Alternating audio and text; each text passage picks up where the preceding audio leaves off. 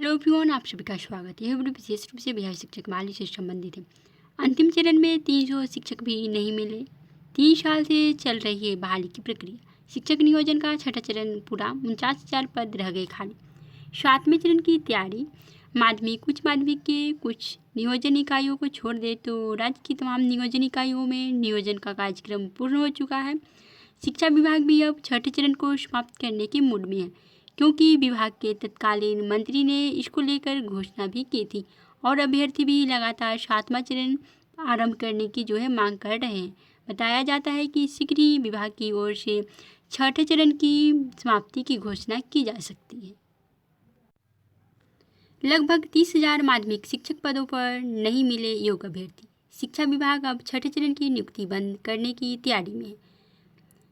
72,000 प्रारंभिक विद्यालयों में 90,762 रिक्त पदों पर नियुक्ति की प्रक्रिया जुलाई 2019 में आरंभ हुई थी।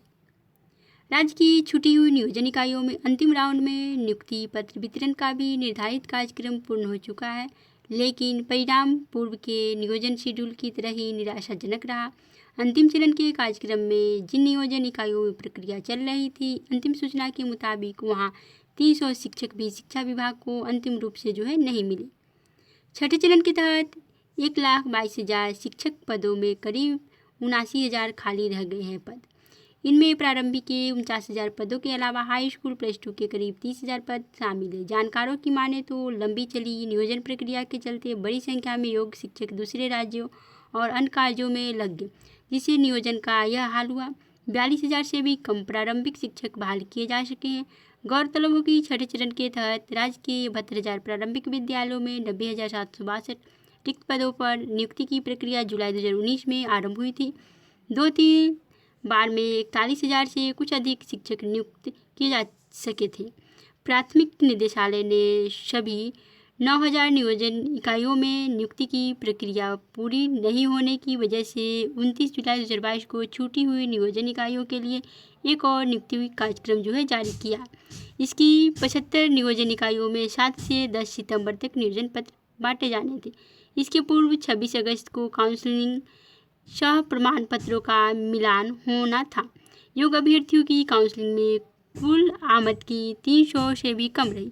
इसी से अंदाज़ा लगाया जा सकता है कि नियुक्ति पत्र कितनों को दिया गया होगा।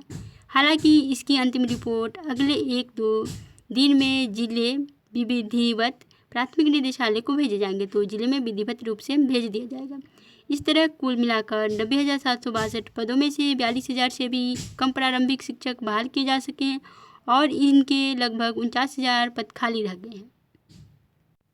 एक और महत्वपूर्ण सूचना है, रिजल्ट कार्ड में त्रुटि सुधार आज से। माध्यमिक शिक्षक पात्रता परीक्षा STT के रिजल्ट कार्ड में त्रुटि सुधार का मौका बिहार बोर्ड द्वारा दिया जाएगा।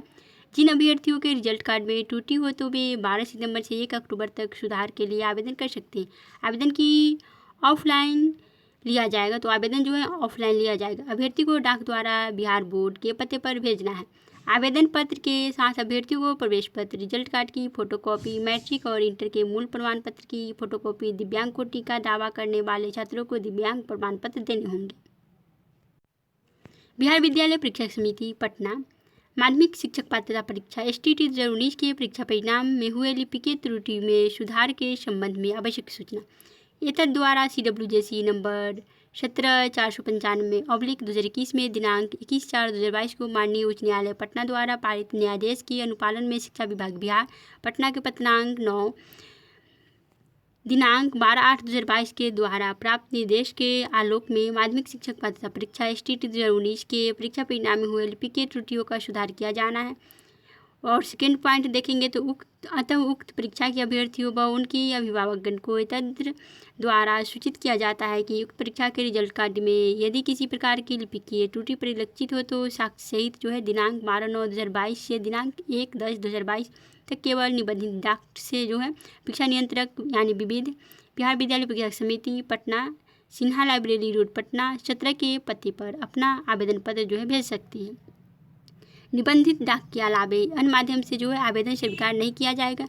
यहाँ यह स्पष्ट किया जाता है कि वर्णित परीक्षा के परीक्षा परिणाम से संबंधित सिर्फ और सिर्फ लिपिकीय त्रुटियों का ही सुधार किया जाना है।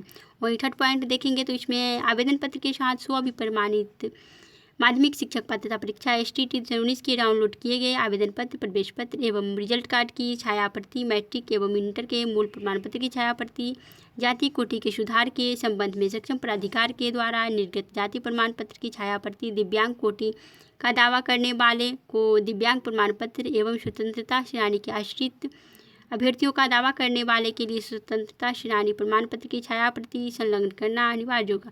अभ्यर्थी आवेदन पत्र पर अपना पता, मोबाइल नंबर एवं ईमेल ID के साथ अवश्य अंकित करेंगे। वर्णित परीक्षा परिणाम में मात्र लिपिकीय त्रुटि का ही सुधार किया जाना है। इस हेतु निर्धारित अवधि के बाद किसी भी प्रकार की लिपिकीय त्रुटि के सुधार का दावा स्वीकार नहीं किया जाएगा, जिसकी सारी जवाबदेही संबंधित आवेदक की होगी।